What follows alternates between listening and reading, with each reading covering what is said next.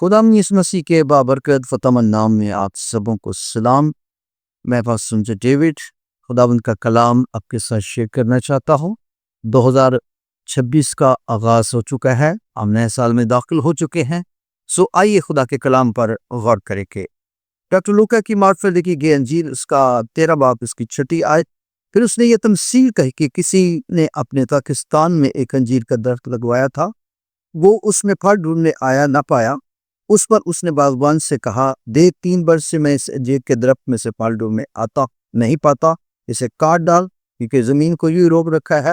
اس نے جواب میں اس سے کہا، اے خداوند 1 سال سے اور رہنے دے۔ آئیے عزیزو، ہم 2026 کے آغاز میں خدا کے کلام کو سنیں گے۔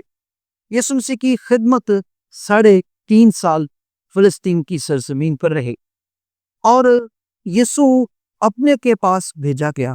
لکھا کہ یسوع نے ایک جگہ پر کنانی عورت سے کہا، میں اسرائیل کے سوا کسی اور کے پاس نہیں بھیجا۔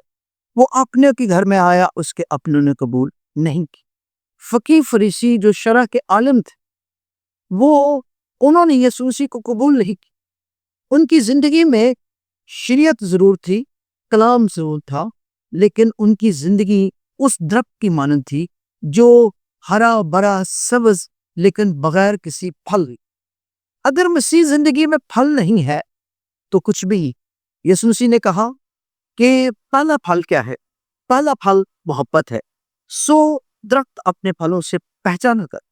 سو اب کرنا کیا؟ 2026 ہمیں کیوں بخشا؟ یہ خدا کے رحم اور فضل میں بخشا گئی تاکہ وہ شفاعت جو آسمانی مقاموں پر یسوع باپ کی دائنی طرف بیٹھا کر رہے کہ خداوند موقع دے، لوگوں کو وقت دے، اور وقت مل رہا ہے، لوگوں کو مل گیا وقت۔ کیوں؟ خداوند کی طرف سے ایام اور سال مہینے ملتے۔ اب خداوند کیا چاہتا ہے کہ ہم اس کو پھل۔ تو پھل کہاں سے آتا ہے؟ پھل درخت کے تنے کے اندر سے، جڑوں سے جب اسے قوت ملتی ہے۔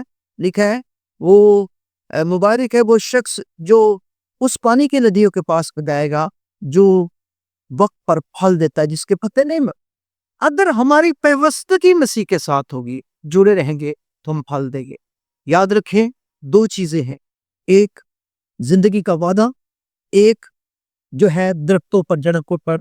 یوحنا کہتا ہے درختوں کی جڑوں پر کلہاڑا رکھا ہوا ہے، جو درخت نہیں پھل لاتا اس کو کاٹ ڈالا جائے گا۔ یہ خدا کا فضل ہے کہ آپ نے 2026 دیا ہے۔